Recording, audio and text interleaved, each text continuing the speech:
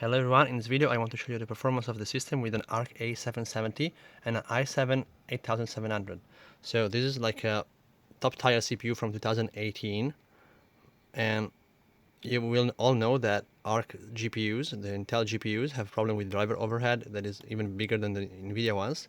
So if we want to rank them, the AMD's GPUs are the one with less driver overhead, AMD isn't, NVIDIA is in the middle, and Intel has the worst.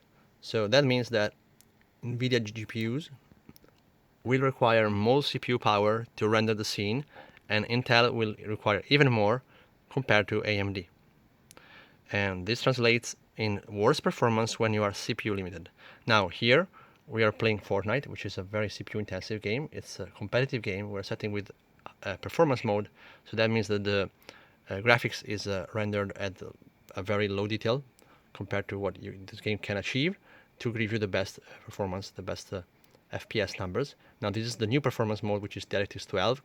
The old performance one, more the DirectX 11, was performing awful on AMD cards and only good for NVIDIA.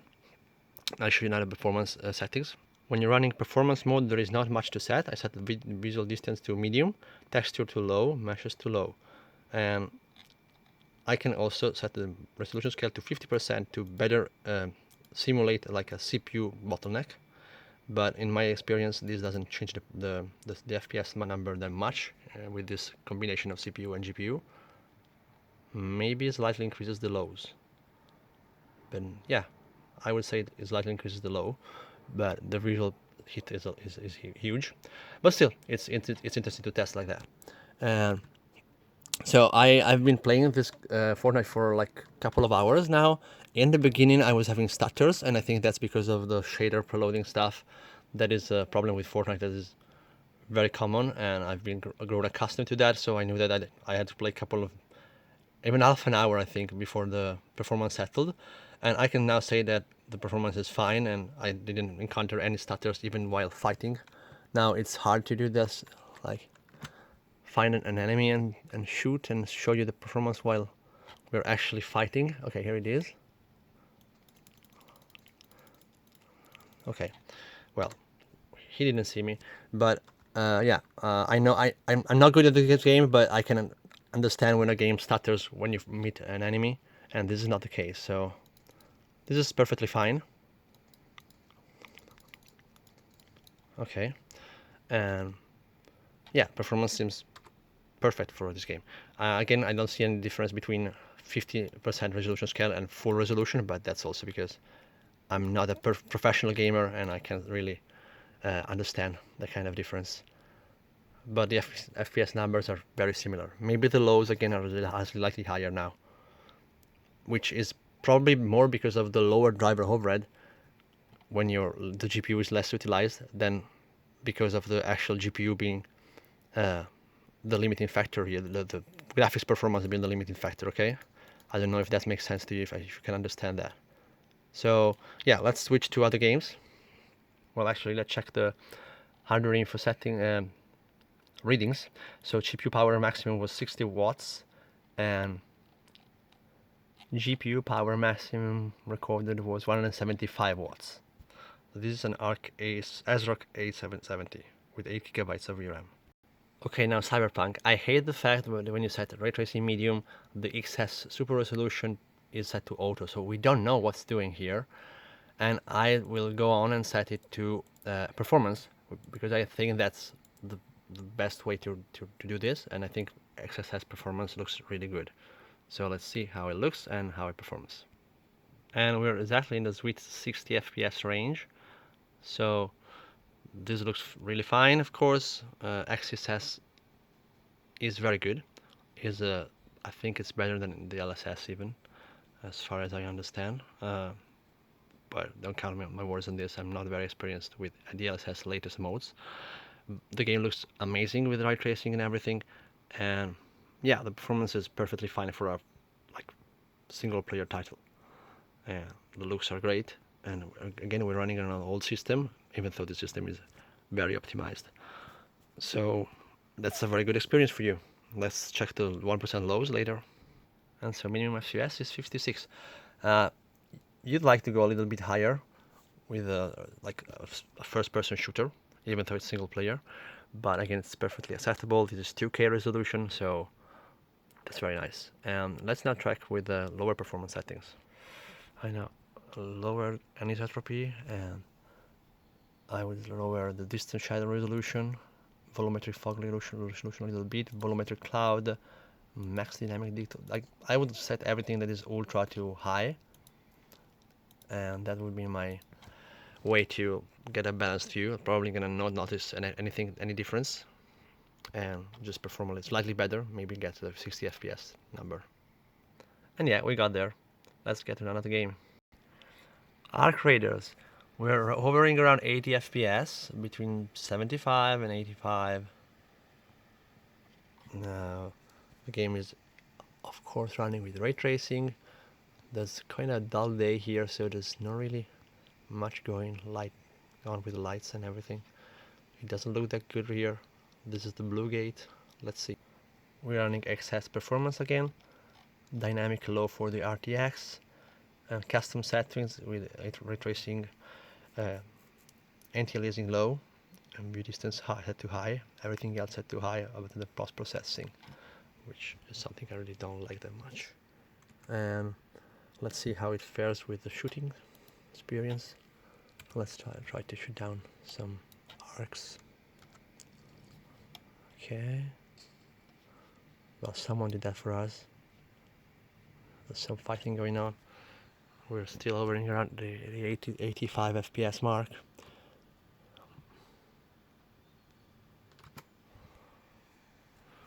Okay, let's look at the FPS a little bit more. So here you can see the very useful metrics for GPU time, which is 6 milliseconds, and CPU time, sorry, CPU is 6 and GPU is 11, so we are GPU limited here. That means we can turn off some settings on the graphics and get better FPS, much better. So let's see how much we can get by lowering the settings. Now first we load the view distance to medium. This also increases the CPU FPS, so lower the load on the CPU. Let's set the shadows to low, texture, I think medium, well, better to stay high. As far as I understand, this game doesn't exceed 8 GB even when using cinematic textures. Effects to low, and reflection to low. Well, basically everything but the texture and the view distance to low. But we're still keeping ray tracing now. Let's see how it goes. And we're hovering around 100 now. Remember, we're still running with ray tracing enabled. So 100 FPS with ray tracing, everything set to low, but the textures and view distance.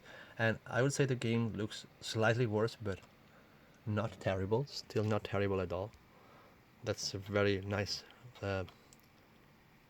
trade-off we have here, I think. But being a third-person shooter, 80 FPS is perfectly fine. Move to the top of a small hill here. We're still hovering around 100. Let's now disable ray tracing. So now RTX is set to static, and we are hovering around 110 FPS. So I would play this game with the initial settings, with everything set to high and medium ray tracing. So, or maybe it was low, I don't remember now. I would say we just gain maybe 5 FPS, 5 to 10. I think that's because this GPU has very good dedicated stuff to our ray tracing experience, to ray tracing calculations. So disabling ray tracing doesn't really change that much. CPU render times stayed at about 6, and GPU is at 9. I think it might be because we're on top of the mountain now. That might be also a consideration. We're now fighting against one arc here, and we got to 80, to a low at 80. So let's get back to the place we were. Okay, we're back to the valley below, and FPS, CPU FPS are now going under 6 sometimes. So there's definitely a difference between the various parts of the map, probably regarding the view distance. But still, we're still GPU limited, so we have a GPU time of about 8 milliseconds, 8 to 9. So yeah, I didn't expect that, but it was still GPU limited here, even with the Arc driver overhead. Battlefield 6 Redsec. This is the Battle Royale mode for Battlefield 6. So we have excess performance as always, and texture quality set to high and everything else set to low. So we're trying to get the best performance in the game. Yeah. Okay. So I don't know really. Okay, we're already now about 90 to 100 FPS for the CPU and slightly higher for the GPU. So we're slightly CPU limited here. And in my experience, the game really plays like that during like fights and everything. Even like quite like a little bit higher, 110, 120 now. Now that we're running around, and this game has a very stable frame rate. Didn't see any glitch even in the first game after shaders were compiled. So very well optimized game, very smooth. So far the best performing, I would say, even better than Fortnite. It has a, like even better feel than Fortnite for some reason.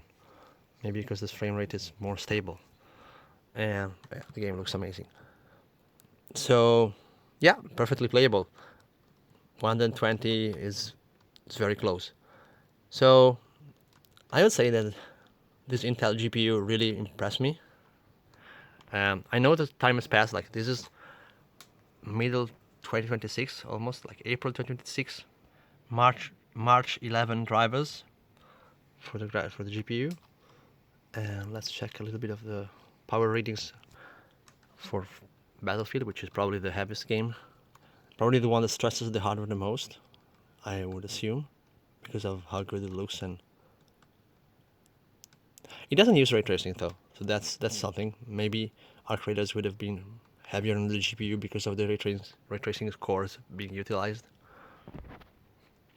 Now remember, when they say ray tracing cores, it's more about some hardware mathematical functions that some of them are shared between graphical loads and like normal graphics and ray tracing, but some of them are mostly used by ray tracing only.